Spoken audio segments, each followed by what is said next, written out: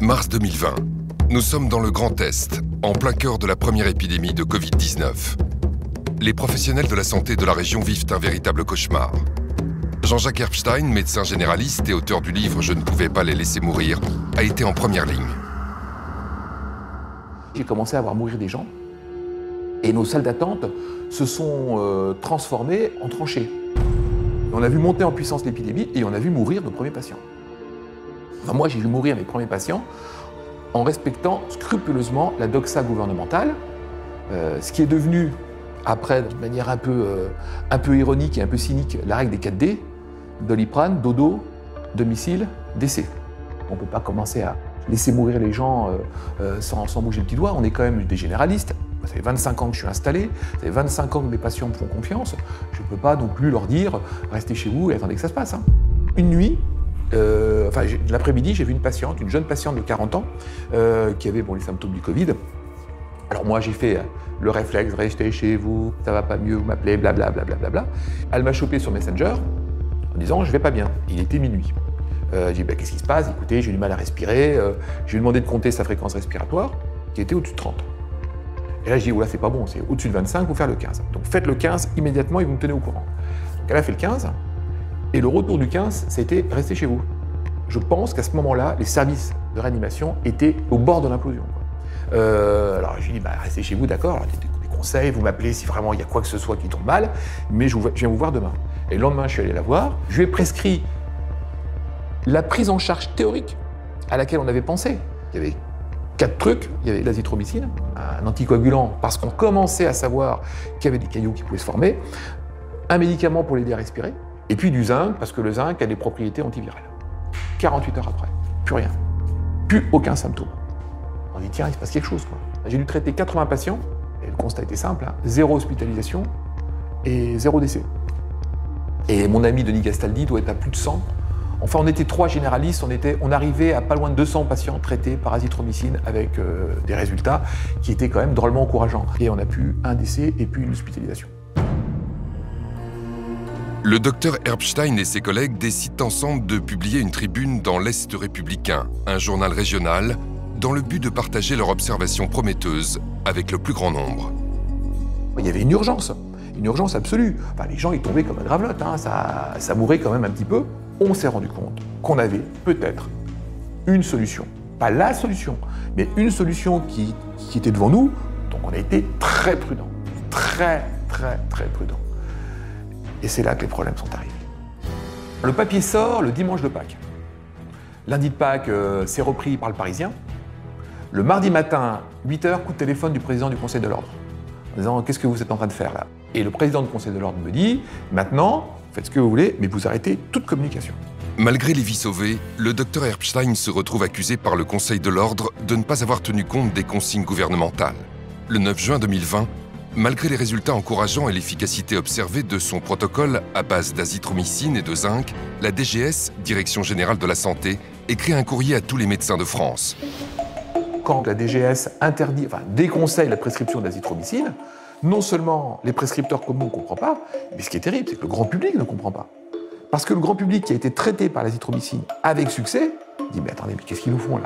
Et pourtant, cette décision n'est rien en comparaison de ce qui s'est passé avec l'hydroxychloroquine, une autre molécule qui va se retrouver au cœur de la plus grande polémique et pour certains du plus grand scandale scientifique du XXIe siècle.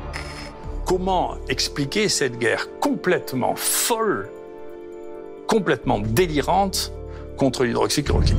A-t-on oui ou non laissé mourir des gens en les privant de solutions qui auraient pu leur sauver la vie? Ils sont nombreux dans le monde médical à en être convaincus. D'autant que, comme vous allez le découvrir, plusieurs traitements naturels ont montré d'excellents résultats contre la Covid-19 sans jamais trouver le moindre relais dans les médias, ni le moindre soutien de la part des instances de santé. Pour quelles raisons? Et dans l'intérêt de qui?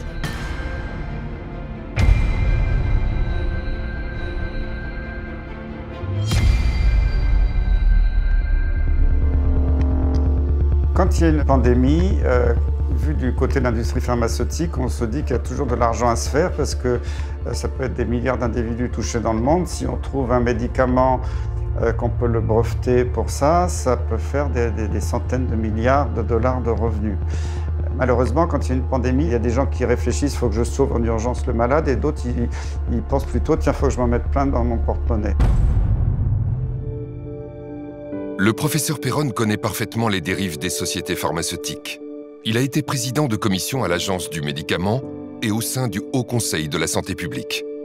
À l'Organisation mondiale de la santé, il a exercé le rôle de vice-président du groupe d'experts sur la politique vaccinale en Europe. Le professeur Perron a donc occupé les fonctions les plus prestigieuses en infectiologie. Mais il a toujours défendu les malades contre la pensée unique médicale. En 2017 déjà, il montait au créneau pour dénoncer le scandale lié à la maladie de Lyme. En France, aujourd'hui, il y a des centaines de milliers de gens dans grande souffrance qui sont rejetés par le système médical, qui sont paralysés. À l'échelle de l'Europe, c'est des millions. Oui. Et pendant ce temps-là, les autorités disent tout va bien. Donc c'est un vrai scandale sanitaire. Mais c'est vrai, c'est vrai. En 2020, il publie Y a-t-il une erreur qu'ils n'ont pas commise pour dénoncer notamment l'influence de l'industrie pharmaceutique dans sa tentative de diabolisation de l'hydroxychloroquine, commercialisée en France sous le nom de Plaquenil, un traitement ancien et bon marché qui a démontré très tôt une efficacité prometteuse contre le coronavirus. C'est le plus grand canular, malheureusement sinistre, de la médecine. On avait plein d'études qui montraient que ça marchait. Et il y a eu une espèce de coalition internationale, à la fois de Big Pharma, des présidents des sociétés savantes qui touchent beaucoup d'argent dans l'industrie pharmaceutique, de tout un tas de groupes d'experts qui étaient bourrés de conflits d'intérêts, qui ont passé leur temps à taper sur l'hydroxychloroquine. Et pour moi, c'est un scandale absolument énorme. L'histoire est hélas régulièrement ponctuée par de nombreux scandales sanitaires qui confirment que l'industrie pharmaceutique cherche avant tout la rentabilité financière sans considération pour la santé publique, souvent avec la complicité des agences sanitaires et de leurs experts en conflit d'intérêts. Le Vioxx, anti-inflammatoire prescrit pour les douleurs liées aux maladies articulaires, aurait provoqué 160 000 crises cardiaques et attaques cérébrales et 40 000 décès rien qu'aux États-Unis. Malgré les faits, les autorités sanitaires maintiennent le Vioxx sur le marché jusqu'à son retrait en 2004. Le Vioxx aurait rapporté à son laboratoire 12,5 milliards de dollars. Le scandale du Mediator aura lui aussi contribué à révéler les dérives et l'avidité de l'industrie pharmaceutique. Entre 1976 et 2010, le laboratoire Servier commercialise ce coupe-faim dont les effets secondaires pourtant connus par le laboratoire ont coûté la vie à des milliers de patients. L'agence du médicament a fermé les yeux et ce scandale l'a conduite à changer de nom. De l'AFSAPS, elle est devenue l'ANSM. Lors de l'épidémie de grippe H1N1 en 2009, la France a dépensé plus de 100 millions d'euros pour acheter du Tamiflu, un médicament inefficace et toxique qui avait été interdit au Japon après avoir été soupçonné de causer la mort d'enfants et d'adolescents. Nouveau traitement, vaccin. Pour l'industrie pharmaceutique, le coronavirus représente une opportunité commerciale sans précédent. Alors que des laboratoires comme AbbVie ou encore Gilead tentent de positionner leurs médicaments sur le marché du coronavirus, un homme va venir chambouler les projets commerciaux de Big Pharma. Son nom, Didier Raoult. Considéré dans le monde comme un des plus grands spécialistes des maladies infectieuses, le professeur Didier Raoult dirige l'IHU Méditerranée Infection à Marseille, un pôle 100% indépendant de l'industrie pharmaceutique et au rayonnement mondial dans le domaine des maladies infectieuses. Au début de l'année 2020, le professeur Didier Raoult et son équipe de chercheurs épluchent les récentes données des scientifiques chinois qui mettent en avant l'efficacité d'un traitement à base d'hydroxychloroquine. Des études contestées bruyamment par certains experts français. Que des gens qui n'ont jamais traité une infection à coronavirus aient une opinion sur les gens qui ont 20 essais en cours et pour lesquels les éléments ont été suffisants pour que le gouvernement et tous les experts chinois, c'est des experts qui connaissent le coronavirus, pas que sur le papier, c'est leur métier, prennent une position officielle en disant maintenant il faut traiter avec de la chloroquine les infections à coronavirus, c'est déraisonnable de dire écoutez, les Chinois on s'en fiche. Là est venue la première étude de Didier Raoult, qui avait des contacts en Chine, qui connaissait tout ça, et qui a commencé à faire une étude. Au début, c'était sur 24 malades, un petit nombre de patients. Cette étude, déjà, elle montrait qu'il se passait quelque chose. Alors, elle a été contestée, 24 malades, c'est rien du tout. Après, il en a mis 80, après, il en a mis 1500, puis 3500. Et là, on a continué à dire, mais ce que fait Raoult, c'est n'importe quoi. Alors que le traitement du professeur Raoult à base d'hydroxychloroquine semble faire ses preuves sur les malades de la Covid-19, les autorités sanitaires françaises, ainsi que de nombreux experts, se montrent étrangement réticents. Nous avons en France la chance d'avoir le meilleur scientifique français reconnu sur la scène internationale, le plus grand chercheur. Bon, je ne dis pas, et lui non plus ne le dit pas. D'ailleurs, vous avez procédé à son interview où il a répondu avec beaucoup de modestie il y a quelques jours de cela, que c'est la solution, qu'il y a un remède absolu à ça.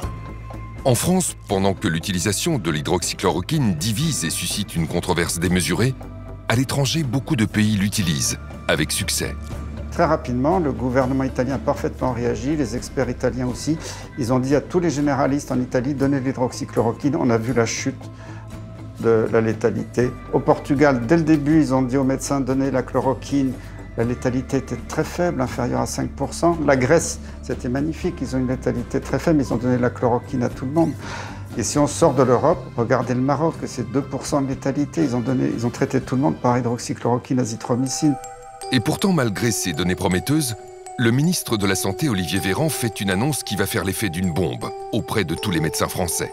Le 27 mars 2020, le gouvernement interdit aux médecins de ville de prescrire l'hydroxychloroquine. Le Haut Conseil exclut toute prescription dans la population générale ou pour des formes non sévères à ce stade, en l'absence, dit-il, de toute donnée probante. Faisons confiance à nos chercheurs. Quand l'hydroxychloroquine a été interdite, j'étais profondément choqué parce que les publications scientifiques montraient que ça marchait, l'expérience de tous les médecins montrait que ça marchait, les médecins de ville avaient commencé à l'utiliser, ça marchait. Et le décret a été rendu en urgence après un avis du Haut Conseil de la Santé publique. Moi, j'étais président de la commission maladies transmissibles, je sais comment ça marche, il y a un règlement intérieur, il y a une charte des conflits d'intérêts, rien n'a été respecté. Il n'y a pas eu de réunion de la commission, c'est un groupe d'experts où il y avait des membres du conseil ou pas qui sont réunis. C'était validé par le président sans qu'il y ait aucune réunion, aucun vote, aucune déclaration des conflits d'intérêts. Donc déjà, l'avis du Haut Conseil de la Santé publique était totalement illégal. Et le ministre s'est appuyé là-dessus pour passer un décret en urgence qui était un scandale absolu en France, c'est qu'on a laissé crever les gens. On a interdit aux médecins généralistes qui s'étaient mobilisés pour sauver les gens de traiter les gens. La France est le seul pays au monde à avoir interdit par les médecins l'utilisation de l'hydroxychloroquine, ce qui était pour moi un scandale d'État. Sur la forme, je trouve ça scandaleux. On n'a pas à empêcher un médecin de prescrire un traitement, sauf si jamais il y a des preuves dans un sens de nocivité. C'est la première fois qu'on empêche un médecin de prescrire. Mais pas n'importe quel médecin, des généralistes. Parce qu'à l'hôpital, tout le monde a fait une hydroxychloroquine. Il n'y a que nous, les généralistes, qu'on a complètement muselés. C'est un scandale très très grave sur le plan de notre santé, de notre système de santé. D'abord, on a fait pire que ça. On a même conseillé aux malades de ne pas aller voir leur médecin. C'est-à-dire qu'on a des gens dont c'est le métier de prendre en charge les malades tous les jours. Ça fait pour certains 30 ans qu'ils sont médecins. Et tout d'un coup, on dit à leurs malades, surtout n'allez pas voir votre médecin. Et puis ensuite, on nous explique qu'on a fait 10 ans d'études, mais qu'on n'est pas capable de déterminer si un patient peut ou ne peut pas prendre de l'hydroxychloroquine. Ça fait 30 ans qu'on le fait. C'est tellement invraisemblable. Et c'est ce contre lequel j'ai le plus lutté, c'est ce décret, qui est une ineptie totale. 90% des médecins avec lesquels j'ai pu parler de ce sujet ont le même avis que moi. Parce que ce sont pour la plupart des médecins généralistes par ailleurs. Donc ils se sentent réellement exclus du système. On n'a pas tenu compte de l'avis des médecins parce que les médecins généralistes, ils l'ont bien vu au début, ils ne donnaient pas l'hydroxychloroquine, ils ont envoyé beaucoup de gens en réanimation à l'hôpital. Et quand ils ont commencé à prescrire, ils n'envoyaient plus personne à l'hôpital. Ils l'ont vu. On n'a pas respecté cette expérience et ce souhait des malades. C'est une atteinte très grave à l'exercice de la médecine. L'idée que l'État se saisisse de tâches qui sont du soin usuel, si vous voulez, à la place des médecins et leur interdise de faire un certain nombre de choses qui sont banales, je ne suis pas d'accord. Et pour le dire d'ailleurs tout à fait officiellement, je suis surpris que l'Ordre des médecins ait accepté une chose pareille. Moi, si j'avais été président de l'Ordre des médecins, ce cas de Dieu de garde, j'aurais démissionné immédiatement. Pour justifier l'interdiction de prescription de l'hydroxychloroquine, les autorités relayées par les médias avancent qu'elle pourrait être dangereuse pour les malades. Parmi les traitements mis en cause, le Plaquenil, ce médicament à base d'hydroxychloroquine, qui, couplé à un antibiotique, peut augmenter le risque d'accident cardiaque. Attention à la chloroquine, c'est l'agence du médicament qui a donc lancé une alerte cette nuit. Le médicament qui suscite beaucoup d'espoir aujourd'hui peut être mortel. Il reste un produit dangereux s'il est mal utilisé. Honnêtement, si un jour on se met à réfléchir sur l'histoire de l'hydroxychloroquine, qui est quand même l'histoire la plus fantasque que j'ai jamais entendue en médecine de ma vie. D'accord ? C'est-à-dire un médicament qui existe depuis 80 ans, qui a été prescrit peut-être à un tiers de la population du monde, qui en France est vendu à 36 millions de pilules par an, et d'un coup, il y a toutes les autorités qui commencent à dire que c'est un truc épouvantable, criminel, qu'on va mourir tous d'arythmie cardiaque parce qu'on prend ce truc. C'est le truc le plus fantasque que j'ai jamais vu. J'ai jamais entendu parler d'un truc aussi fantasque que ça. C'est inouï. Avant la crise du coronavirus, l'hydroxychloroquine ou plaquenil avait une excellente réputation. Cette molécule figure en bonne place sur la liste des médicaments essentiels de l'Organisation mondiale de la santé. Mais c'est aussi, comme le rappelle le professeur Raoult, un médicament que l'on connaît de longue date, car c'est un dérivé de la chloroquine, utilisé depuis les années 50 par des centaines de millions de personnes dans le monde en prévention du paludisme. L'hydroxychloroquine a été donnée pendant des décennies aux personnes réputées fragiles comme les femmes enceintes, les enfants ou encore les personnes âgées. Ce médicament est si sûr qu'il était en vente libre jusqu'en janvier 2020, date à laquelle la ministre de la Santé, Agnès Buzyn, a décidé de lui retirer son accessibilité sans la moindre explication. Il y a déjà eu un truc qui a été curieux, c'est mi-janvier, quand Agnès Buzyn a demandé que l'hydroxychloroquine, qui était en vente libre, devienne sous prescription médicale. Ça, c'était un peu curieux. Puis, en mars 2020, l'hydroxychloroquine est devenu un médicament très dangereux, du jour au lendemain. Alors que l'hydroxychloroquine, il y a des publications qui montrent que ça marche, ça coûte pas cher, l'agence du médicament n'a pas arrêté de dire que c'était toxique. Ça donnait des problèmes cardiaques, alors que les problèmes cardiaques ils venaient du Covid et pas du tout de l'hydroxychloroquine. Maintenant, c'est reconnu. Je pense que cette histoire d'effets secondaires ou de dangerosité de l'hydroxychloroquine est la plus belle plaisanterie médicale, scientifique qu'on ait inventée depuis janvier 2020, depuis le début de cette pandémie. J'utilise l'hydroxychloroquine depuis 15 ans, 20 ans, et particulièrement depuis 10 ans dans les maladies infectieuses, d'autres maladies infectieuses. Je n'ai jamais eu d'accident, mais ce n'est pas une statistique. Donc je suis allé rechercher réellement ce qu'on avait comme études. Et parmi les nombreuses études que j'ai pu retrouver, j'ai vu un travail de la HAS, la Haute Autorité de Santé, de 2009, c'est pas si vieux, qui avait réétudié et réévalué l'hydroxychloroquine en tant que médicament en vente libre. Ils ont étudié ça pendant 6 mois, 100 000 prescriptions, 65% de ces prescriptions étaient faites par des médecins généralistes, ce qui prouve bien que tout le monde en prescrivait très largement. Et la conclusion, c'est médicament toujours aussi efficace et toujours aussi peu dangereux. Et on a redonné non seulement l'AMM, mais aussi l'autorisation de vente sans ordonnance, donc vente libre en 2009 à l'hydroxychloroquine. Vous imaginez bien qu'une telle étude faite par la Haute Autorité de Santé il n'y a pas si longtemps, donc avec des moyens modernes, s'il y avait eu le moindre danger de l'hydroxychloroquine, on l'aurait vu. Ce produit, en plus, il faut savoir, l'hydroxychloroquine donc, est prescrit dans des maladies comme le lupus, les polyarthrites, pendant des années. Des années. C'est pas 10 jours. Là, contre le coronavirus, il s'agissait d'un traitement de 10 jours. Donc vraiment, on s'est moqué de nous. Y a-t-il eu une forme de complot contre la chloroquine, un vieux médicament générique qui ne rapporte rien à l'industrie pharmaceutique? Ce qui s'est passé avec le scandale du Lancet nous donne peut-être la réponse. Le 22 mai 2020, l'hydroxychloroquine va se retrouver la cible d'une étude publiée dans The Lancet, l'une des plus prestigieuses revues scientifiques du monde. La revue médicale britannique a publié une vaste étude. 15 000 malades ont reçu 4 combinaisons différentes à base de ces 2 molécules, seules ou associées à un antibiotique. Et les conclusions sont très claires.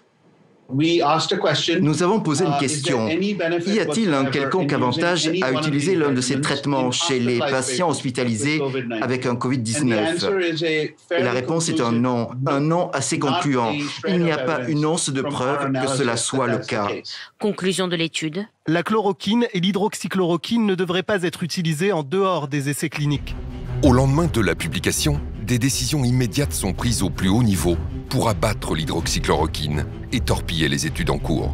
L'Organisation mondiale de la santé suspend le traitement sous hydroxychloroquine dans son vaste essai clinique international Solidarity.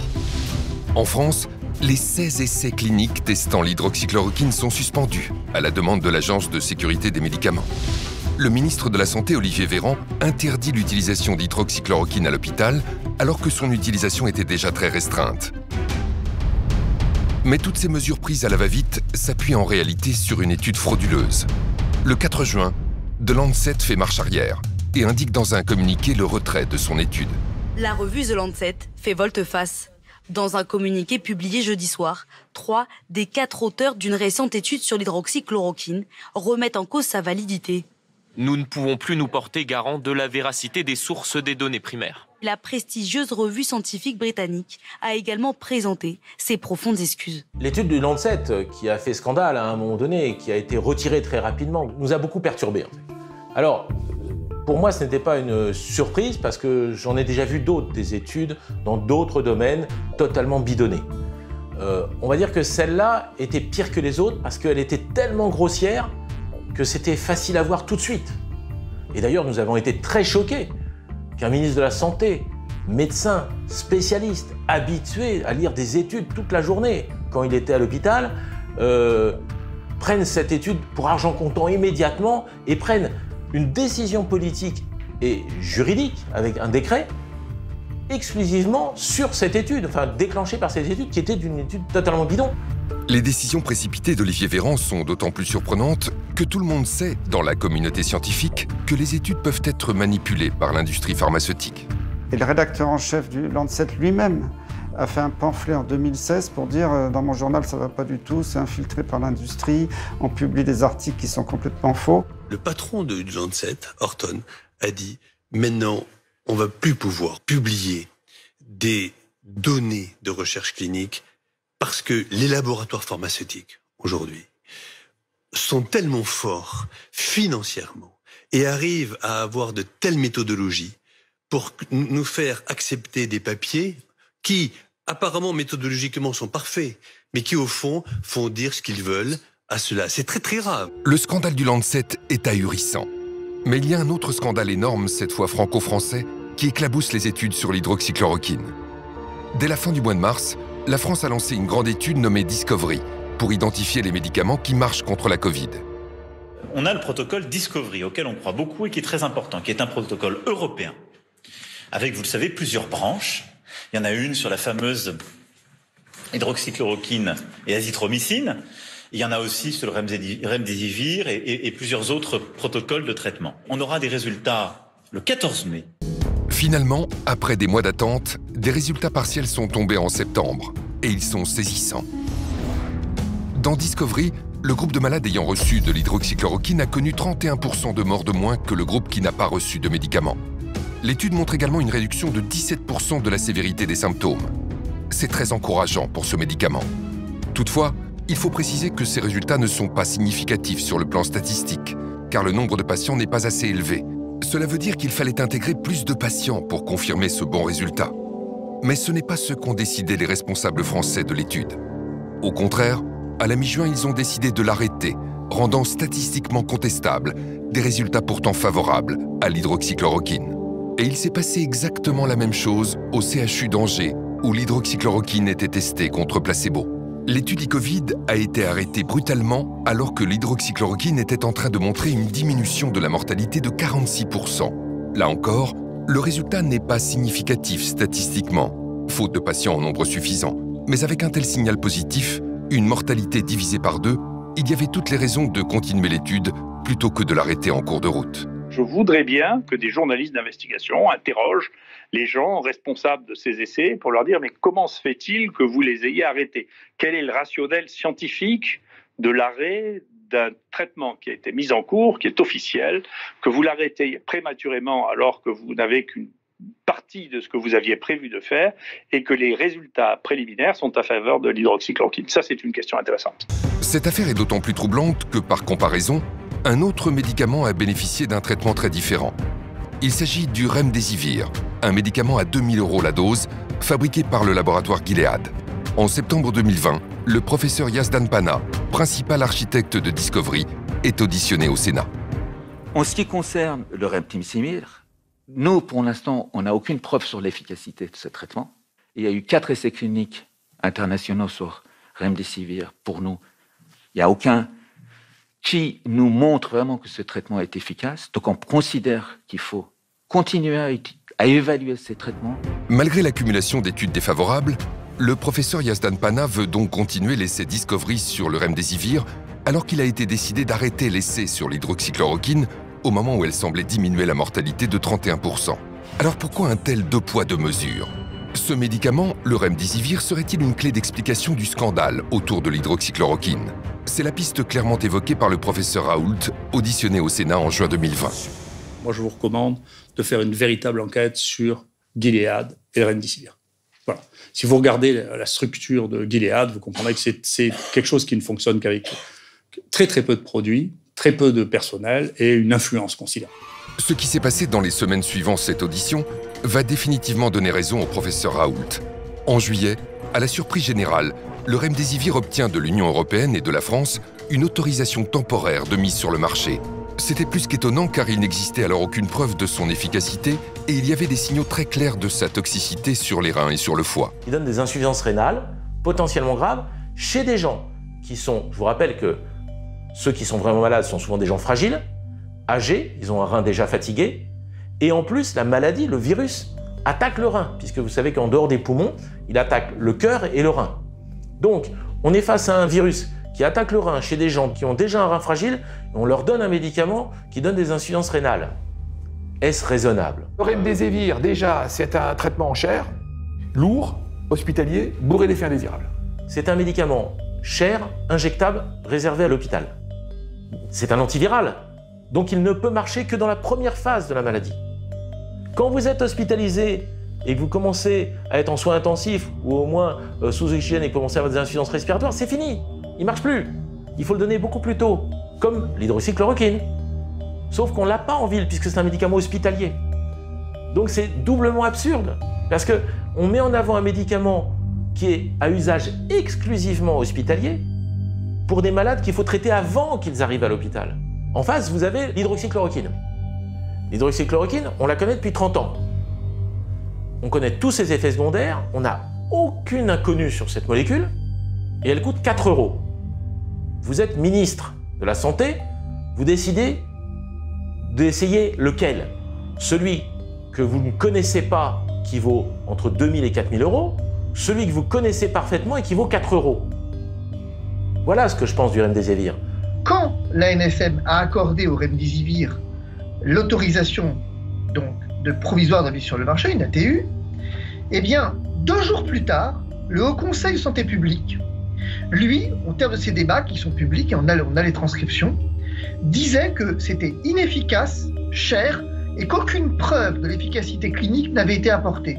Donc comment est-ce que l'ANSM a pu accorder une autorisation avec, le texte dit, une présomption forte d'efficacité, là où les experts, 2 jours plus tard, diront que c'est notoirement inefficace. Et en un temps record, je ne sais pas, en 2 semaines, c'était autorisé à l'Agence du médicament américaine, en un temps record à l'Agence du médicament européenne, en un temps record à l'Agence du médicament française. Ils ont une autorisation de mise sur le marché.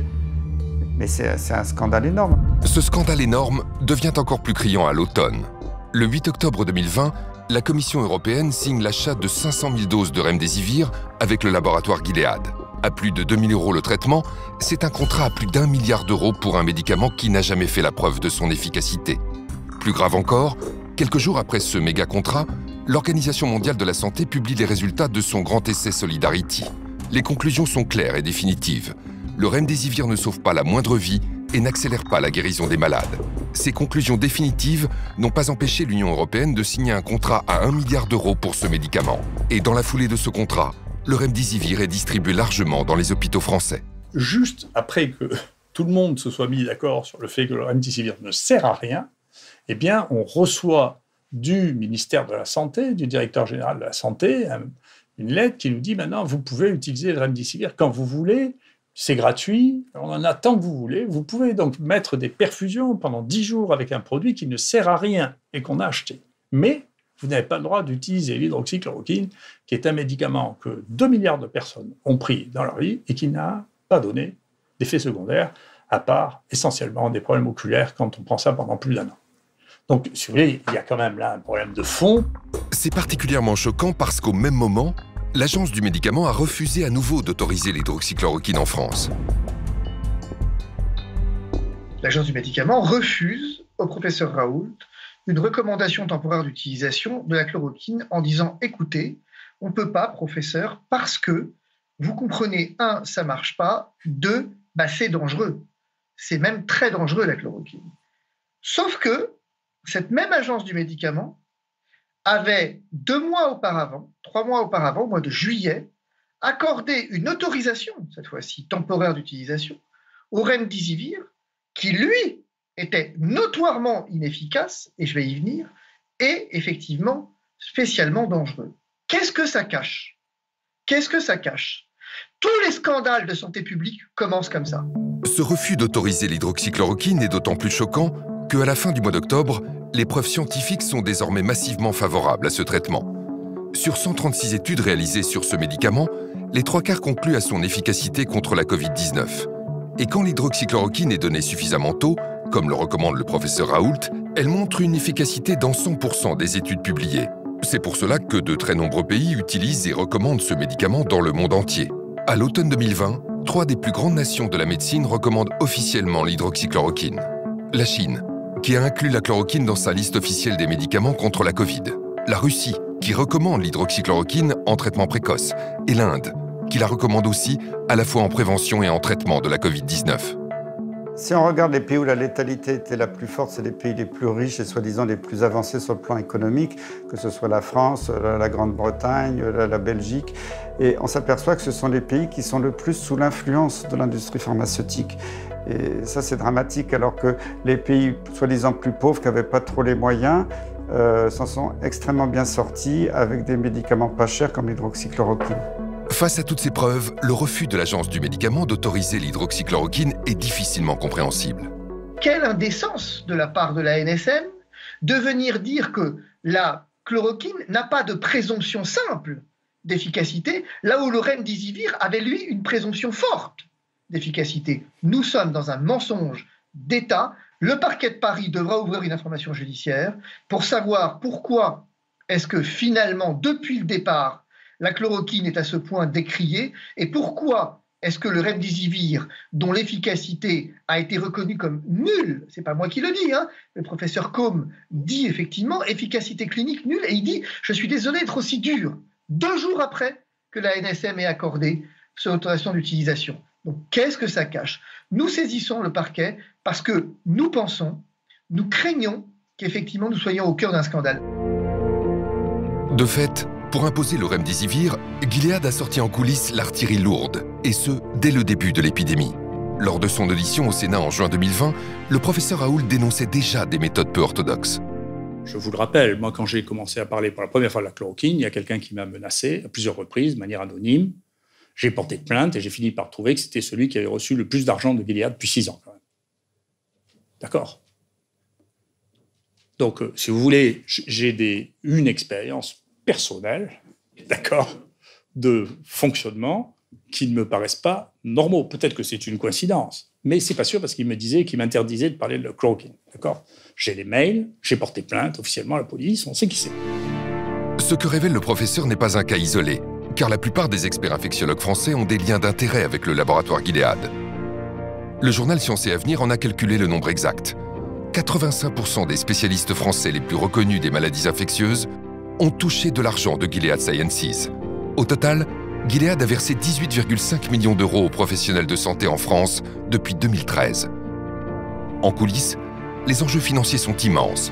L'évolution du cours en bourse de Gilead étant directement liée à la question de l'efficacité ou non de l'hydroxychloroquine et donc en partie aux déclarations du professeur Raoult. Gilead est une société qui est cotée à peu près à 100 milliards de dollars. Nous pouvons remarquer sur ce graphique qui est le cours de bourse que son action a monté de façon assez spectaculaire avec le début de la pandémie. Cela a donné une augmentation de la valorisation de cette entreprise d'environ 30 milliards de dollars. Et on peut voir que cette augmentation est très très fluctuante. Donc il est tout à fait normal effectivement qu'à chaque nouvelle information, comme le début des tests, des essais cliniques qui montrent que le remdesivir est prometteur, que cette action monte. Mais ce qui est assez étonnant, c'est qu'on voit que les baisses de ce cours de bourse semblent expliquées par la promotion de l'IHU, de l'hydroxychloroquine, donc un traitement concurrent du remdesivir. Mais nous pouvons voir que ces fluctuations sont quand même importantes et représentent en quelques jours environ des fluctuations de 10 milliards de dollars. Au regard des milliards qui se jouent dans l'économie boursière, le laboratoire Gilead compte bien sur ses nombreux experts avec lesquels il entretient des liens d'intérêt. L'hydroxychloroquine que défend le professeur Raoult, vous pas, vous restez sur vos positions ? Je pense que maintenant la question est réglée. C'est le cas en particulier du professeur Karine Lacombe, qui s'est positionnée sur tous les plateaux de télévision contre l'hydroxychloroquine. Karine Lacombe a reçu plus de 200 000 € des laboratoires pharmaceutiques, dont 28 000 du laboratoire Gilead. Dès le départ, avant même d'avoir les résultats de Discovery, elle annonçait l'inefficacité de l'hydroxychloroquine. Grâce à Didier Raoult, et on le remerciera pour ça, on a mis en place beaucoup plus rapidement que prévu les essais qu'il fallait et on montrera que la chloroquine ne marche pas, en revanche, que d'autres marchent. Tous ces experts qu'on a pu voir continuellement sur les chaînes d'information n'ont jamais déclaré leur lien d'intérêt ni leur conflit. Normalement, ils auraient dû se retirer, mais ni même les médias n'ont fait ce travail pour expliquer aux téléspectateurs, finalement, quels étaient les liens des personnes qui se prétendaient experts. Mais peut-on avoir aujourd'hui un expert qui ne travaille pas pour un laboratoire? Parce que les laboratoires font systématiquement travailler les experts les plus connus. On a beaucoup critiqué les experts qui ont reçu de l'argent des laboratoires, de Gilead entre autres, mais de tous. Est-ce que vraiment ça les a influencés? Je ne sais pas. Je ne me permettrai pas de faire de procès d'intention. Mais il faut un contre-pouvoir. Et aujourd'hui, on a vu, avec cette crise du coronavirus, que le contre-pouvoir n'existait pas. On a vu que tout le monde allait dans le sens du plus riche, tout le monde allait dans le sens du médicament qui va rapporter le plus. Et c'est ça qui est gênant. Et on dit alors à qui on doit faire confiance? L'influence de Gilead s'exerce aussi au plus haut niveau. Même nos décideurs ont été trompés, comme l'a confié un grand infectiologue au journal Marianne. Gilead a atteint un tel pouvoir qu'il peut compter sur certains grands professeurs pour faire office de lobbyiste officieux. Ce qui a fait que le remdesivir s'est retrouvé en haut de l'affiche sans aucune preuve de son efficacité. Monsieur le ministre de la Santé, le gouvernement doit la vérité aux Français évidemment sur la gestion de la crise. Est-ce que vous excluez tout soupçon de collusion entre les intérêts du laboratoire Gilead et des membres du conseil scientifique? Moi, je n'aime pas les accusations ad hominem. Et je considère que les membres du conseil scientifique ont fait une action gratuite depuis plusieurs mois maintenant dans notre pays. Vous en êtes sûr? Ont été importants. Qu'il n'y a pas de soupçon moi, je suis sûr qu'ils n'ont pas été payés par le gouvernement ou par qui que ce soit pour réaliser leur action au sein du conseil scientifique. C'est pas la question. Est-ce qu'ils ont des liens financiers avec des laboratoires? Si vous citez le laboratoire Gilead, par exemple, lorsque j'étais député, vous pourrez voir que lorsqu'il y avait un traitement contre l'hépatite C qui avait émergé, mais ce n'est pas ma question. J'avais même convoqué moi-même le président du laboratoire pour dire que le prix était excessif. J'entends bien. Ma question, je vous la répète, concerne les membres du conseil scientifique qui ont quand même géré cette crise sanitaire. Est-ce que vous pouvez nous dire ce matin, vous êtes sûr qu'il n'y a aucun lien avec ces personnes et les laboratoires Gilead? Je peux vous dire, Sonia Mabrouk, qu'il n'y a eu aucune intention cachée ou directe d'aucun membre du conseil scientifique pour nous pousser à prescrire quelque traitement que ce soit. Y compris le remdesivir. Y compris le remdesivir. Je n'ai eu aucune recommandation du conseil scientifique sur le remdesivir. La journaliste Sonia Mabrouk avait raison d'être insistante. La plupart des experts qui ont conseillé le président de la République ont eu des liens d'intérêt avec Gilead. C'est le cas en particulier du professeur Yazdan Pana, le pape de l'étude Discovery. Ce chercheur a siégé au moins 10 fois au board de Gilead entre 2013 et 2015. Devant les députés, le professeur Raoult n'a pas caché sa surprise en découvrant l'intimité du responsable de l'étude Discovery avec le directeur de Gilead. Moi, j'ai été surpris de voir que le directeur de Gilead, devant le président de la République et devant le ministre, tutoyait celui qui était en charge des essais thérapeutiques en France pour le Covid-19, quand même. Moi, je n'ai pas l'habitude de me faire tutoyer par le directeur de l'industrie pharmaceutique. S'il le faisait, d'ailleurs, je leur répondrais en leur vouvoyant. Je ne le ferai pas. Bruno Ohen, l'autre grand expert de Discovery, était membre du groupe de travail français qui s'est exprimé le 5 mars 2020 en faveur du remdesivir. Bruno Ohen a reçu pas moins de 52 000 € de Gilead en avantages, rémunération et contrats d'expertise. Même le président du conseil scientifique, Jean-François Delfrécy, a pris part une fois au conseil de Gilead en 2013. Plus inquiétant encore, Christian Chidiac, président de la commission qui a conseillé le président de la République sur les traitements contre le coronavirus, a siégé plusieurs fois au board de Gilead. Selon le professeur Raoult, c'est cet homme qui a influé pour que le Premier ministre empêche les médecins hospitaliers de prescrire librement l'hydroxychloroquine aux malades de la Covid-19. Ce qui est en train de sauter aux yeux de la population, c'est qu'à propos de l'hydroxychloroquine, on est en train de dévoiler au grand jour toutes les magouilles de l'industrie pharmaceutique pour promouvoir des médicaments très chers et pouvoir occuper les marchés. En effet, pendant que l'hydroxychloroquine était diabolisée, d'autres molécules efficaces ont été purement et simplement ignorées. C'est le cas de vieux médicaments qui ne sont plus sous brevet, comme la colchicine, l'ivermectine et la fluvoxamine. Tous les trois ont fait la preuve de leur efficacité contre la Covid-19 dans des études contrôlées contre placebo, et pourtant les autorités et les médias restent silencieux, comme s'il n'y avait pas de place dans notre système médical pour les molécules qui ne rapportent plus rien aux laboratoires.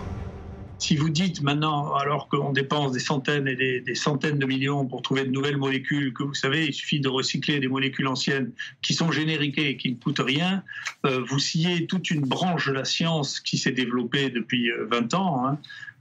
Et donc, vous avez les plus grandes difficultés à trouver des gens qui regardent ça avec un œil favorable. Tout ça heurte à la fois un modèle économique, pas que des intérêts, hein. Comment on développe une molécule qui n'est plus rentable? On ne sait pas le faire dans notre monde. Parmi les victimes de ce modèle économique, il n'y a pas que les vieux médicaments génériqués. Il y a aussi et surtout les molécules naturelles, comme les vitamines, les minéraux ou les plantes médicinales, dont l'efficacité peut pourtant être extraordinaire, sans le moindre effet indésirable. C'est le cas en particulier de la vitamine D, considérée par de nombreux scientifiques comme la vitamine de la décennie. Peu coûteuse, facile à prendre et sans effet secondaire, la vitamine D est au cœur de plus d'une quarantaine d'études scientifiques concluant à des résultats si spectaculaires pour lutter contre la Covid qu'on pourrait ne pas le croire. Comme vous allez le découvrir, la vitamine D en prévention permettrait de réduire de moitié le nombre d'infections au coronavirus. Mais ce n'est pas tout. La vitamine D en traitement aurait pu sauver la vie de milliers de malades hospitalisés.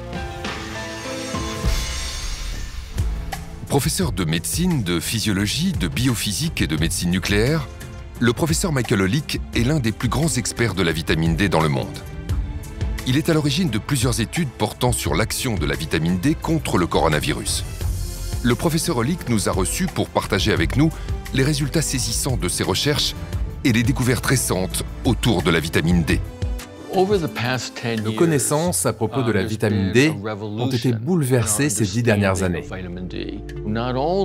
Si son rôle est crucial pour la santé des os et le métabolisme du calcium, il l'est aussi pour de nombreuses autres fonctions biologiques, notamment la réduction des risques de maladies telles que les cancers communs, les maladies auto-immunes graves comme la sclérose en plaques, l'arthrite rhumatoïde, le diabète de type 1, mais aussi les maladies infectieuses, y compris, selon nous, la pandémie de Covid-19, mais aussi les risques de maladies cardiovasculaires, de maladies d'Alzheimer, de dépression, et la liste est encore longue. De nombreuses études ont décrit comment la vitamine D agit sur le système immunitaire. Nous avons pu observer qu'une simple prise de vitamine D permet d'agir sur 291 gènes régulant la fonction immunitaire, la mortalité cellulaire et toute une série de processus biologiques. Une de nos études a donné des résultats incroyables. Donner à une personne 600 unités de vitamine D par jour permettait de réguler 150 à 200 gènes du système immunitaire.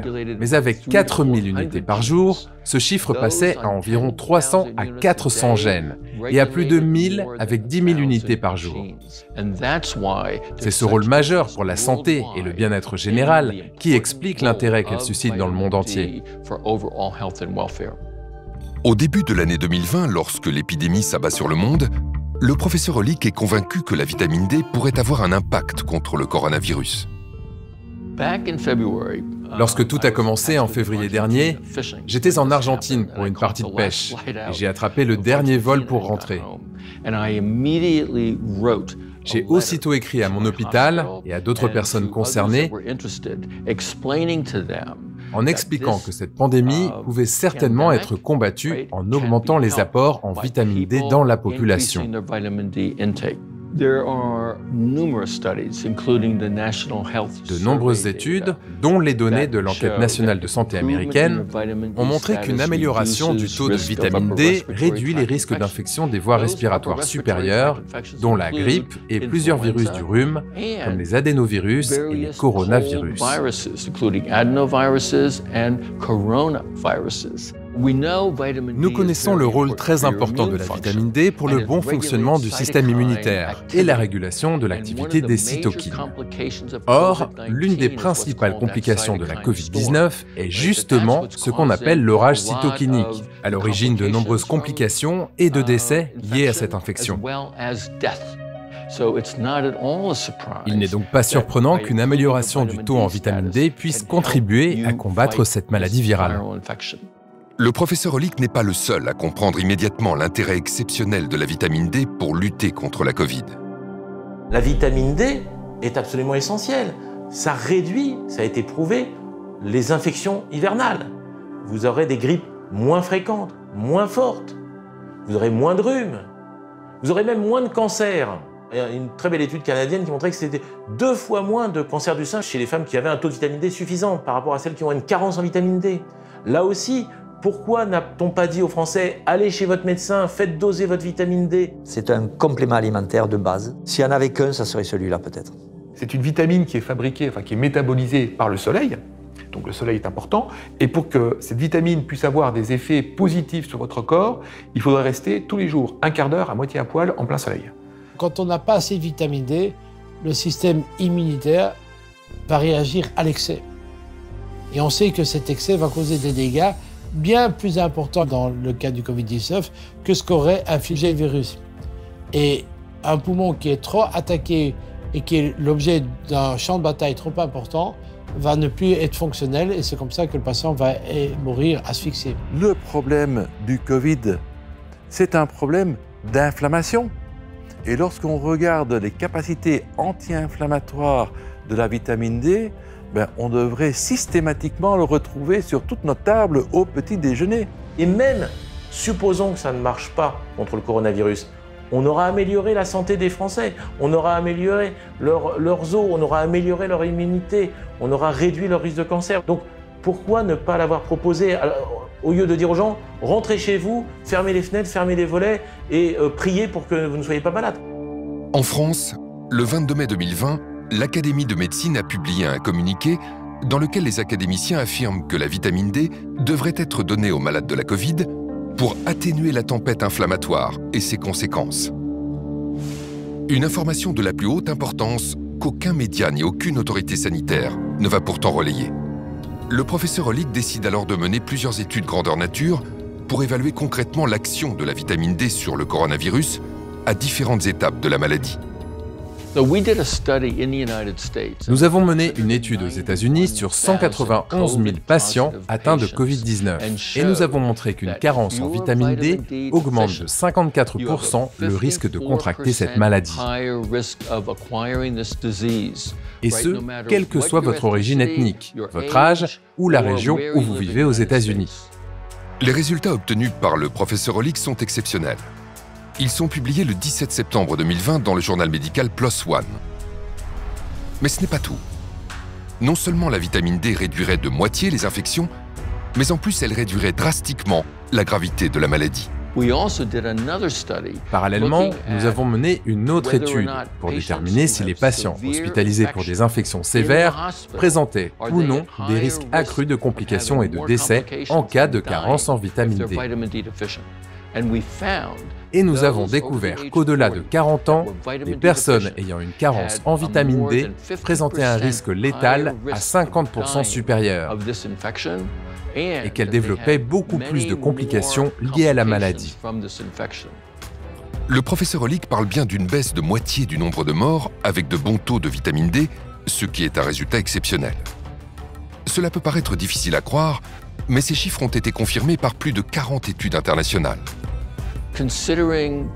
Si l'on met en regard les personnes ayant pris ou non une supplémentation en vitamine D et ayant été contaminés, et que l'on analyse l'impact de la vitamine D sur la réduction des risques de complications ou de décès et les données scientifiques publiées, eh bien, il en ressort que cette vitamine pourrait diminuer de 40 à 50% les formes sévères de l'infection et le risque létal.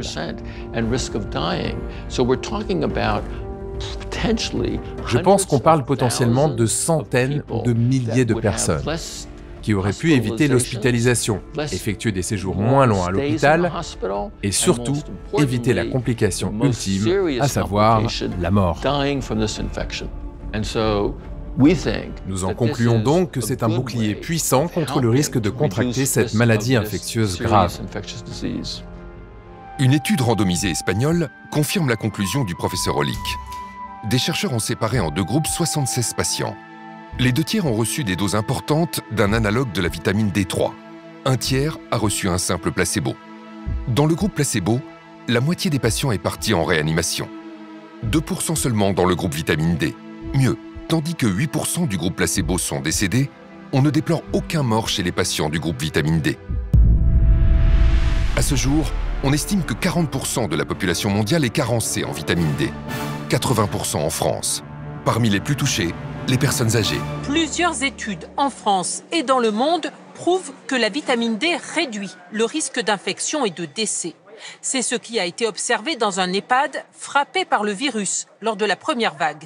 La vitamine D a protégé les malades.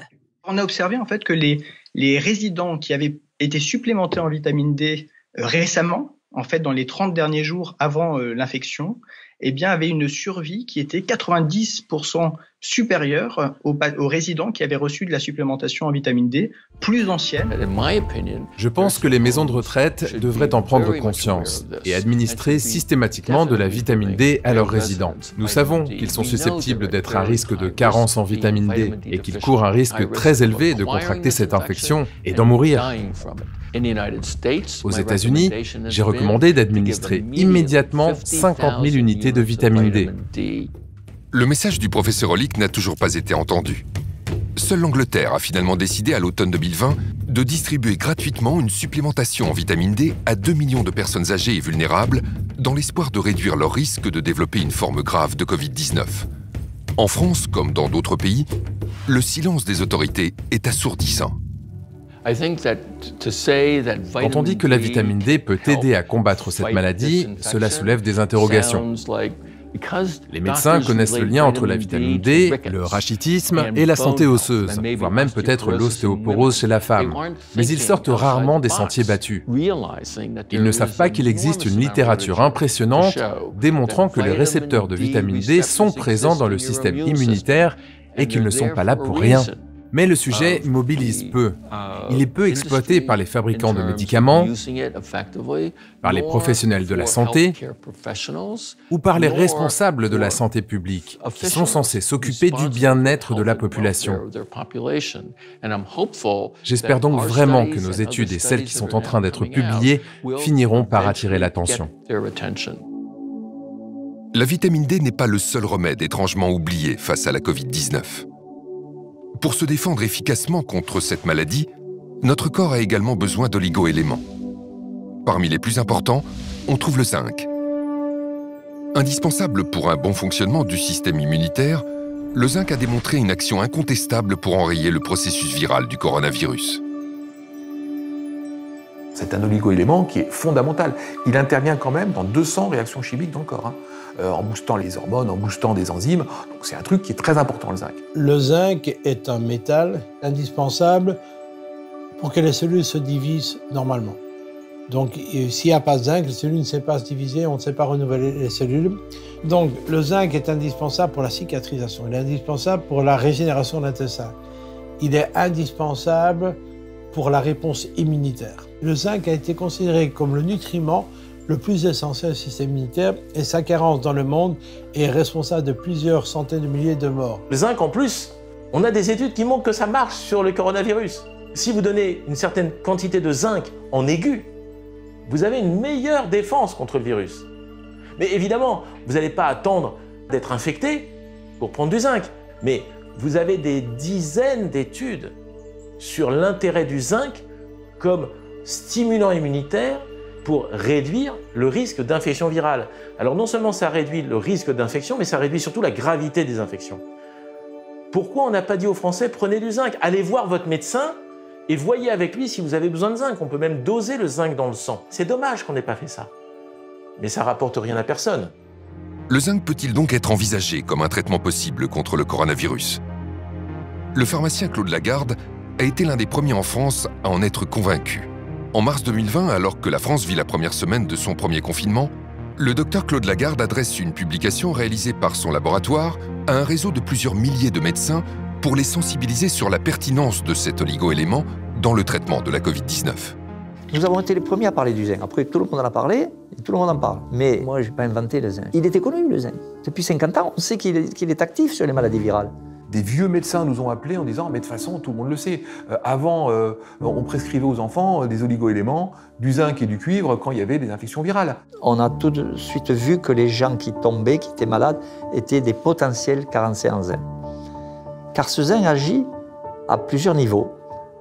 Dans cette infection, et dans les infections virales en général, il est capable de bloquer la réplication virale.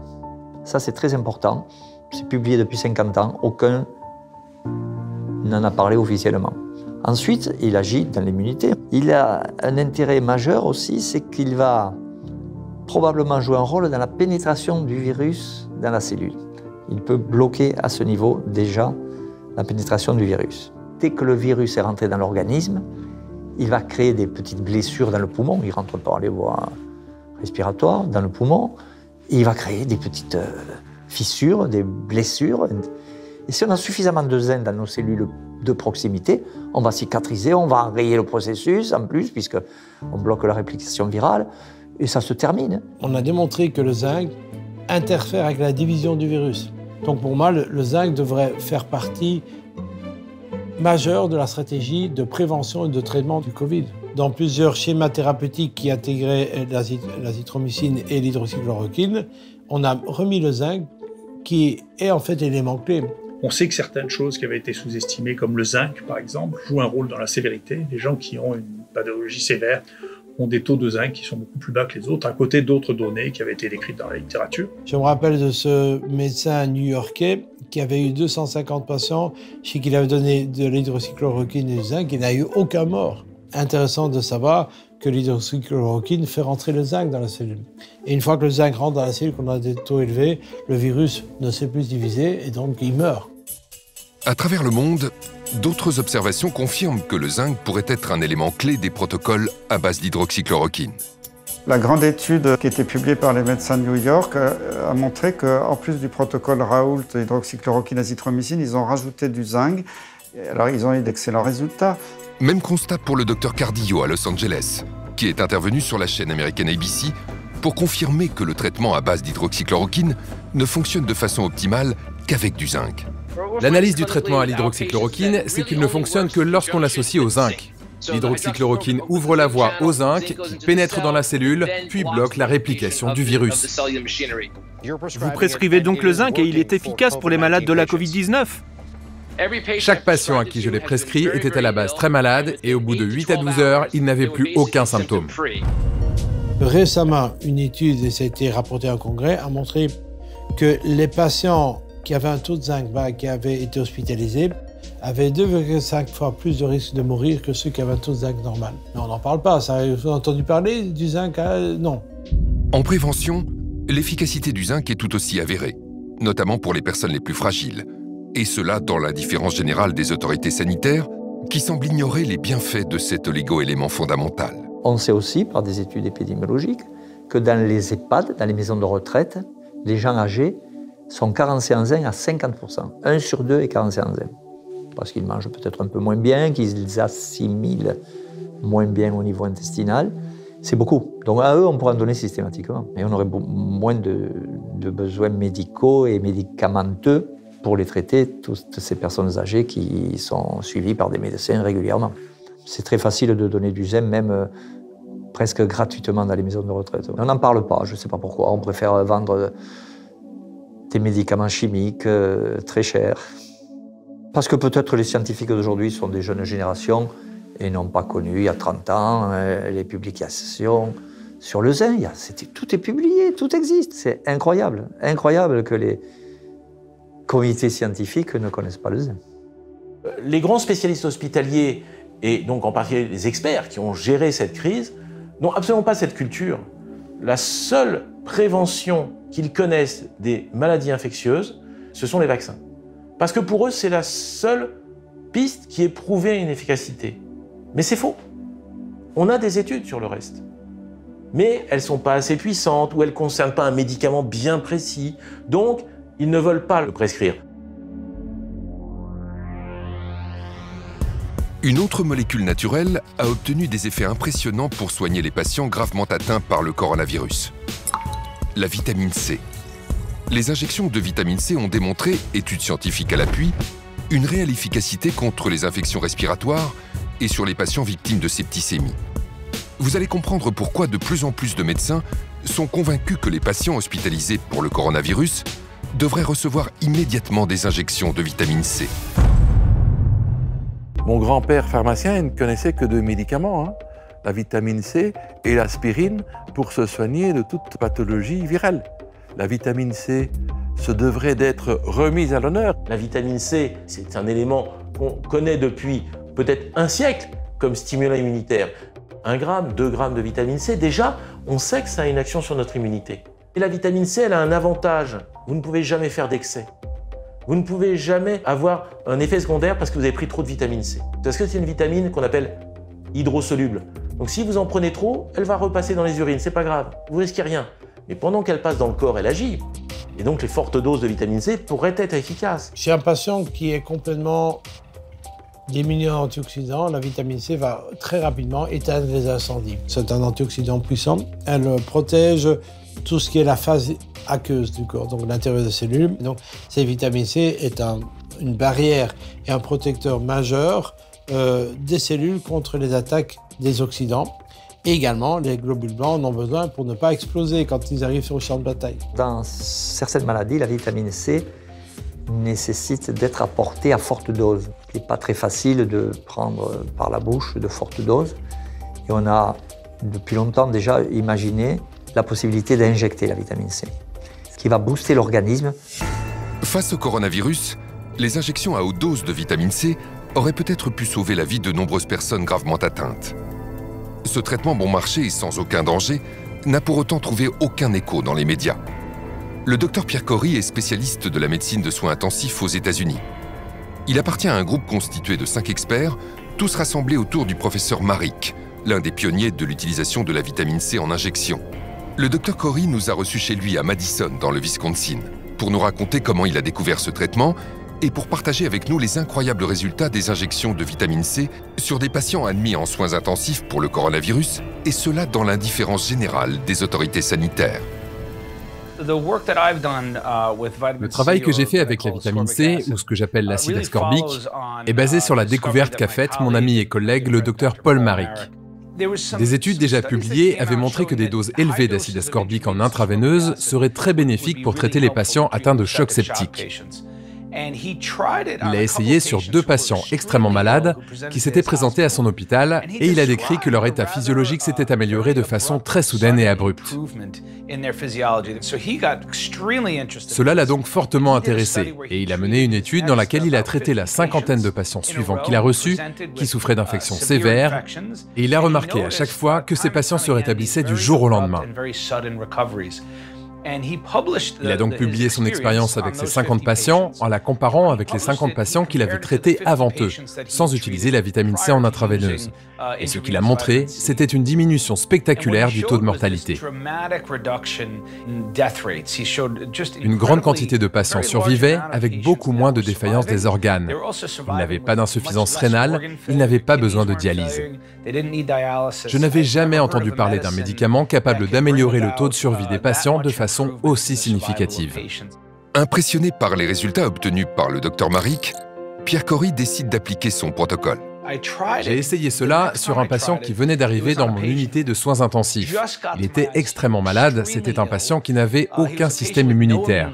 Comme il était en train de recevoir une transplantation de la moelle osseuse, Il avait terminé toutes ses séances de chimiothérapie, il n'avait plus aucun globule blanc et son état se détériorait rapidement. Ce que j'ai vu avec cet homme, c'est qu'en l'espace de 2 ou 3 heures, son état s'est stabilisé. Et au bout de 6 heures environ, ses reins se sont remis à fonctionner, sa tension artérielle s'est normalisée, son état mental s'est amélioré, il a pu parler plus clairement. Quand je suis rentré chez moi ce soir-là, je n'arrêtais pas de penser à lui et à la puissance de ses réactions au traitement. Et quand je suis arrivé au travail le lendemain matin, il était en train de prendre son petit déjeuner en discutant avec sa femme et on s'apprêtait à le sortir des soins intensifs pour le ramener à l'étage où il était normalement. Et depuis ce moment-là, j'ai réalisé beaucoup de travaux dans ce domaine. J'ai mené ma propre étude et je dirais que ce que mon étude ajoute aux publications existantes, ce que j'ai découvert en utilisant cette approche dans mon propre service de soins intensifs, c'est que les effets de la vitamine C en intraveineuse et les réponses qu'elle produit dépendent entièrement du moment où elle est administrée. Il faut l'administrer très rapidement après l'arrivée du choc septique, de préférence aux urgences ou très tôt dans l'unité de soins intensifs. Fort des résultats spectaculaires obtenus avec la vitamine C sur des patients victimes d'un choc septique, les docteurs Paul Marik et Pierre Cory vont appliquer leur protocole sur des malades atteints de la Covid-19. Les résultats obtenus confirment leurs prévisions. Puisque nous savons, et c'est la conviction que je partage avec mes collègues, que la vitamine C fonctionne dans les cas de choc septique ou de septicémie, devrions-nous en déduire qu'elle peut fonctionner aussi dans les cas de Covid ou de difficultés respiratoires liées à la Covid? Eh bien oui, absolument. Au stade où j'en suis aujourd'hui, nous avons déjà un essai randomisé contrôlé et un essai rétrospectif qui montrent tous les deux les effets très bénéfiques de la vitamine C à haute dose dans des cas d'insuffisance respiratoire liés à la Covid. Donc je ne comprends pas la décision de ne pas utiliser ce traitement. Il est sans danger, peu coûteux, de nombreuses données montrent qu'il fonctionne très bien sur les lésions pulmonaires comme les pneumonies ou le syndrome de détresse respiratoire aiguë, donc on devrait l'utiliser.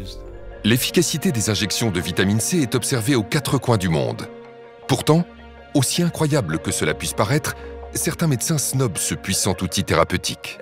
Selon un article, on a estimé qu'entre 15 et 20% des médecins aux soins intensifs l'utilisaient. Pourquoi n'y en a-t-il pas plus? C'est une question à laquelle j'ai beaucoup réfléchi et à mon avis, il y a peut-être 3 raisons à cela. Premièrement, il s'agit d'une vitamine. Et par rapport aux vitamines, depuis longtemps, dans la médecine allopathique professionnelle, il y a un énorme parti pris contre les vitamines.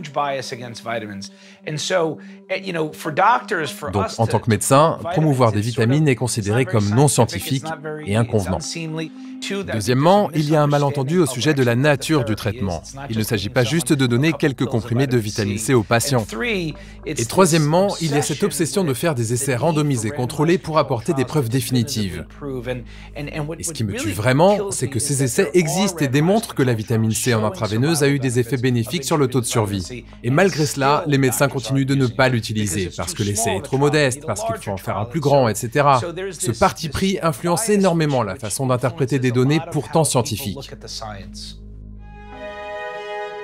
Si le zinc, la vitamine C ou encore la vitamine D ont démontré qu'ils étaient de réels traitements pour les malades du coronavirus, ils sont aussi, comme d'autres micronutriments essentiels, d'une incroyable efficacité en prévention pour améliorer nos défenses immunitaires. Car plus notre terrain est solide, moins le virus est dangereux. J'ai toujours aimé la formule de Béchamp, le microbe n'est rien, le terrain est tout. Il n'y a pas un exemple plus beau que la Covid-19 pour illustrer cette phrase. Parce que vous vous rendez compte quand même que le même virus va, chez certains, donner rien, aucun symptôme. Les gens font l'infection sans strictement aucun symptôme, ils ne le savent pas, et d'autres meurent. C'est le même virus. Donc on ne peut pas dire que la gravité est liée au virus. C'est pas possible, puisque si la gravité était liée au virus, tout le monde aurait une maladie grave. Vous voyez, je veux dire, plus ou moins, bien sûr, mais là, ça va de rien à la mort pour le même virus. Donc c'est bien une histoire de terrain. Le microbe n'est rien, le terrain est tout. Et donc, si on stimulait cette immunité de nos patients, est-ce qu'ils n'auraient pas des chances d'être moins malades? Mais à aucun moment, on a dit aux Français, stimulez votre immunité. L'absence de conseils préventifs est d'autant plus délétère que les confinements et la communication anxiogène des autorités ont impacté le moral de la population. Ce qui me rend le plus en colère aujourd'hui dans cette histoire de pandémie, c'est la peur que l'on a introduite chez la plupart de nos concitoyens. Plus que jamais, la pandémie de Covid-19 est active et meurtrière. On a joué avec cette peur, on l'a entretenue et elle est dramatique à beaucoup de niveaux. On le sait tous, le stress fait chuter le système immunitaire. Ceux qui font de l'herpès le savent. Un gros stress, le bouton d'herpès sort. Pourquoi un bouton d'herpès sort? Parce que le système immunitaire a chuté. C'est connu de tout le monde, c'est incontestable. Nos défenses naturelles qui ont besoin d'être remontées parce qu'on est en face d'un virus se trouvent être au contraire amenuisées, affaiblies par, je dirais, la sinistrose, le catastrophisme, la panique qui se retrouve sur toutes les chaînes de télé, dans tous les médias qui ne cherchent qu'à faire du sensationnalisme. On a vu celui que j'appelle le croque-mort officiel de la DGS, le professeur Solomon, qui venait tous les jours égrener ces chiffres quand même. C'était redoutable la manière dont il balançait ça. Quand on nous donne le nombre de morts, pourquoi ne pas dire ces gens qui meurent, ils étaient hospitalisés depuis 1 mois et demi. Ces gens qui meurent, ils ont tel âge, ils ont telle comorbidité, ils sont très obèses, ou ils ont... En entretenant la peur dans la population, je pense qu'on a au contraire aggravé les risques sanitaires plutôt que le contraire.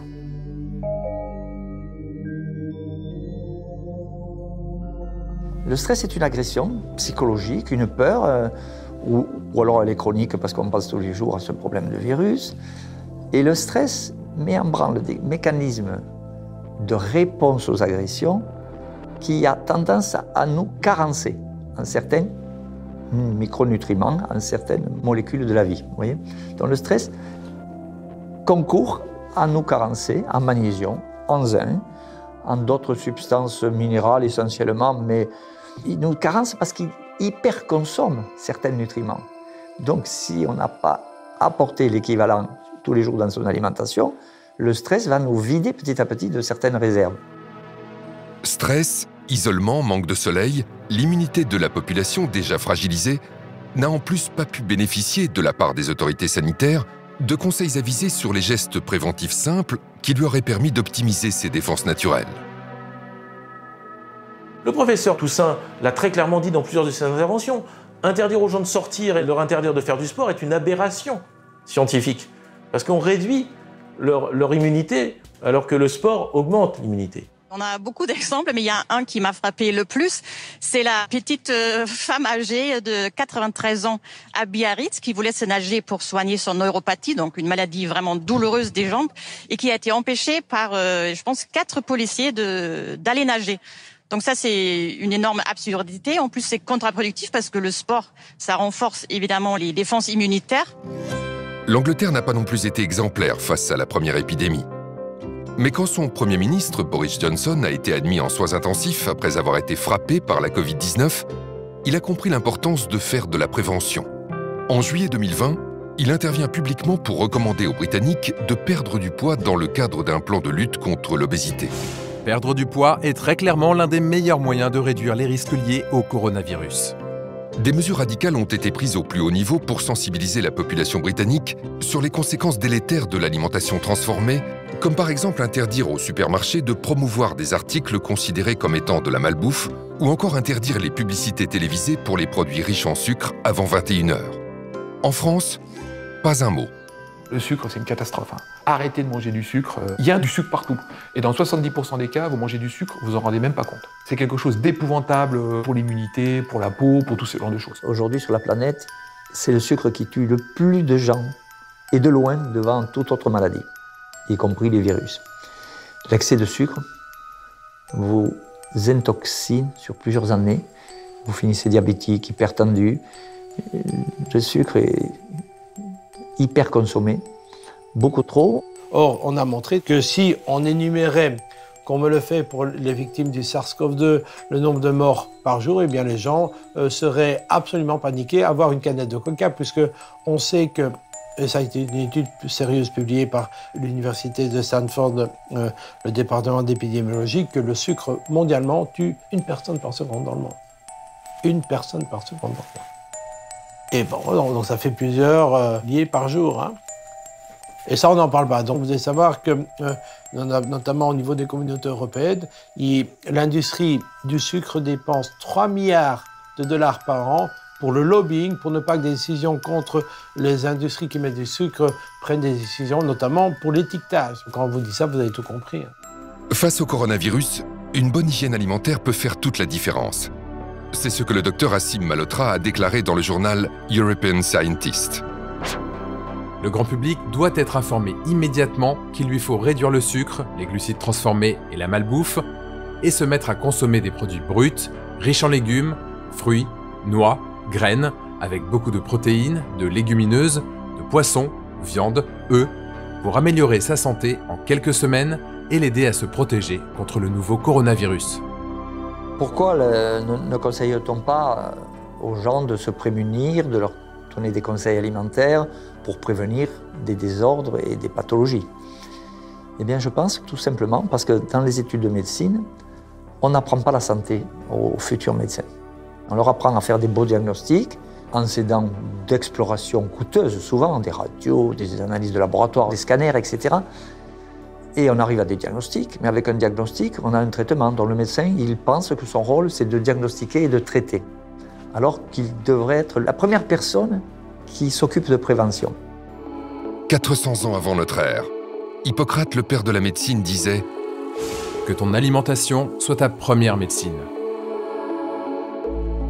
Depuis, la biologie et la technologie sont passées par là et ont permis d'observer que chaque rouage du système immunitaire fonctionne grâce à des nutriments particuliers que notre alimentation est censée nous apporter.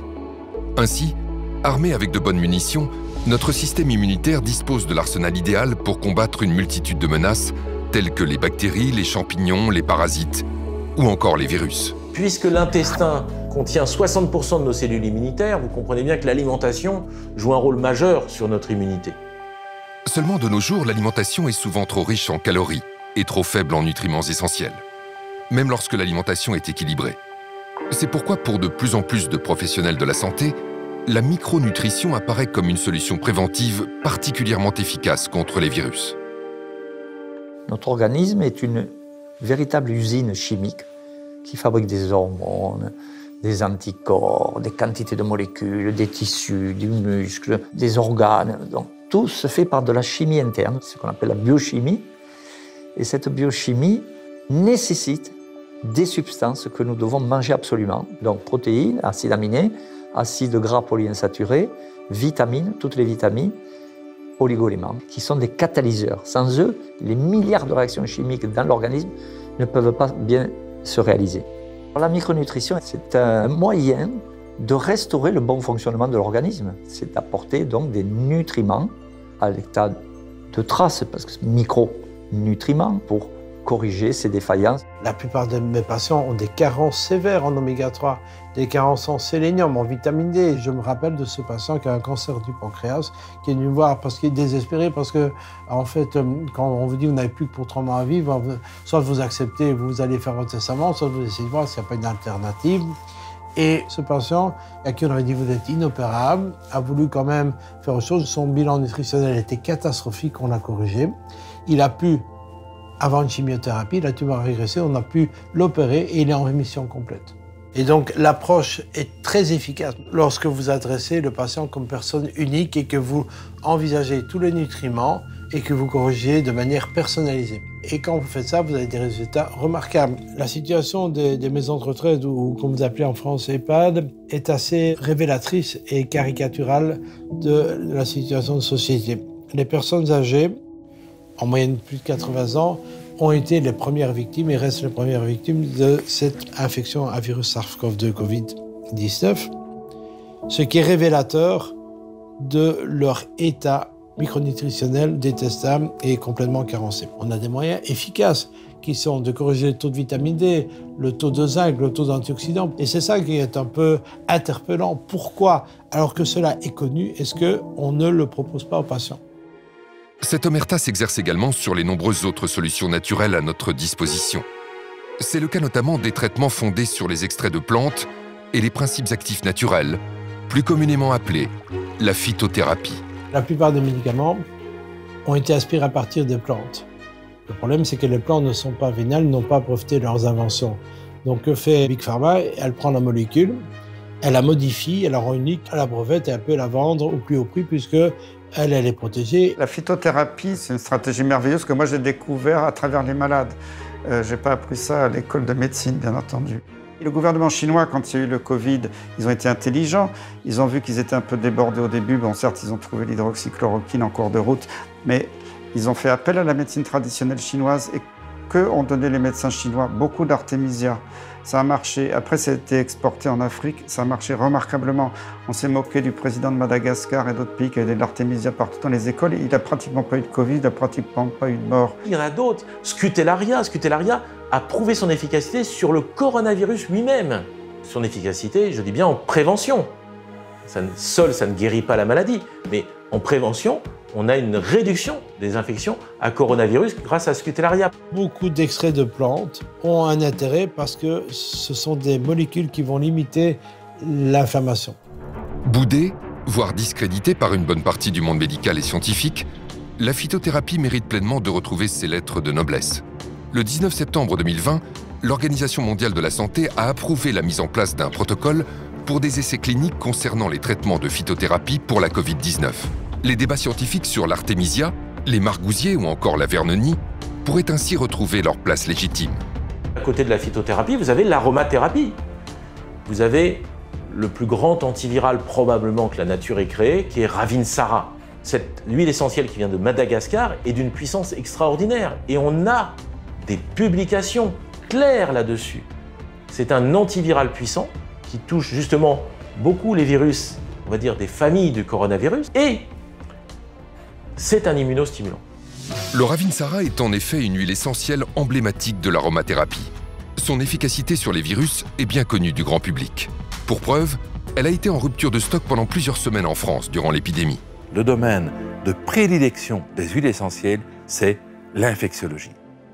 Donc toute pathologie qui aura généré ou qui va se marquer, se traduire par une infection, que l'infection soit bactérienne, fongique, parasitaire, virale. Le secret de l'efficacité d'une huile essentielle réside dans le fait qu'elle est constituée d'innombrables molécules, augmentant ainsi son champ d'action et son efficacité face aux intrus. Cette spécificité fait de l'aromathérapie une discipline très prometteuse pour résoudre l'un des défis sanitaires majeurs des années à venir, l'antibiorésistance.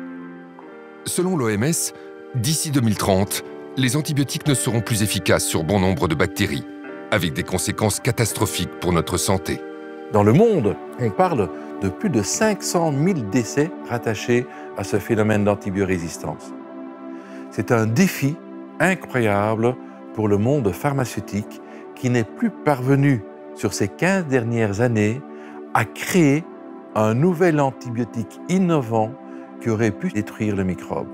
Et il n'y a pas de réponse actuelle.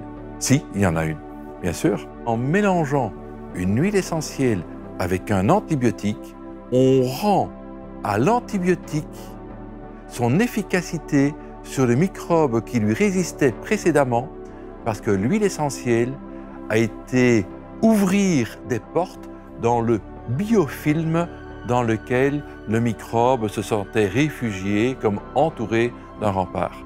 Et c'est ça que l'huile essentielle offre. Maintenant, l'huile essentielle choisie a elle-même une activité antibactérienne qui lui permet de ne pas être simplement un ouvre-porte à l'antibiotique. Les mécanismes d'action des huiles essentielles sont nombreux, ce qui en fait des armes particulièrement utiles contre les nouvelles menaces comme le coronavirus. Chaque classe de molécules composant les huiles essentielles peut avoir une activité différente sur le virus. On va par exemple détruire l'enveloppe du virus et le virus forcément va mourir. On peut attaquer son ADN, son ARN et donc forcément provoquer la mort du virus. On peut aussi empêcher que le virus n'adhère à la paroi de la cellule pour pénétrer la cellule et créer la pathologie. Pourtant, malgré toutes ces actions avérées pour faire face aux microbes et aux virus, l'aromathérapie est régulièrement discréditée dans les médias, particulièrement durant l'épidémie de coronavirus. Pourquoi un tel discrédit alors que dès 2008, on savait qu'une huile essentielle, le laurier noble, avait une activité in vitro contre le virus SARS-CoV, responsable de l'épidémie de SRAS en 2003. Pourquoi ne pas avoir immédiatement testé les huiles essentielles contre le SARS-CoV-2 ? Nous nous heurtons à un scepticisme d'un monde médical qui ne peut pas croire que ces huiles essentielles aient un intérêt thérapeutique. Si vous ne pouvez pas breveter une molécule, vous ne ferez jamais d'études dessus. C'est pour ça qu'il n'y a pas d'études sur la phytothérapie. C'est pour ça qu'il n'y a pas d'études sur l'homéopathie. C'est pour ça que l'hydroxychloroquine n'a pas été mis en avant. Si on parle de l'hydroxychloroquine, si on parle de la colchicine, si on parle d'autres molécules naturelles ou synthétiques comme la vitamine C, cela ne fait pas vivre les actionnaires de l'industrie pharmaceutique. Et pour l'industrie pharmaceutique, il faut du nouveau. Et l'innovation, cela se paye cher. L'épidémie de la Covid-19 a révélé les failles de notre système de santé. Le modèle économique de l'industrie pharmaceutique basé sur des nouvelles molécules vendues à prix d'or a révélé ses limites, ses dangers, mais aussi ses dérives. Notre santé, notre bien le plus précieux, est à la merci d'un écosystème où la santé des actionnaires prévaut sur celle de la population.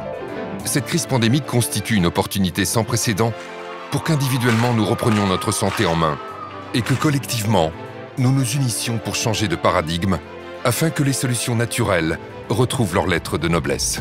Ceci afin que le bien-être et la santé du patient soient au centre de toutes les priorités. Pour réformer le système de santé, il faudrait vraiment séparer le monde de l'argent et le monde des médecins, faire un coup de balai dans toutes les agences d'évaluation, avec des vraies évaluations pour le coup des conflits d'intérêts de chacun. Déjà, ce serait une bonne base pour repartir. La santé, c'est le fondement du bonheur. Et je veux bien parier sur les futures générations de pharmaciens et de médecins qui, avec un retour au manger sain, au vivre sain, il y aura une volonté de se soigner sain. Je pense qu'il faut du bon sens dans la vie. Et la médecine est un art et pas une science. Nous sommes tous différents. Et c'est là que le médecin traditionnel, qui a de l'expérience, est fondamental.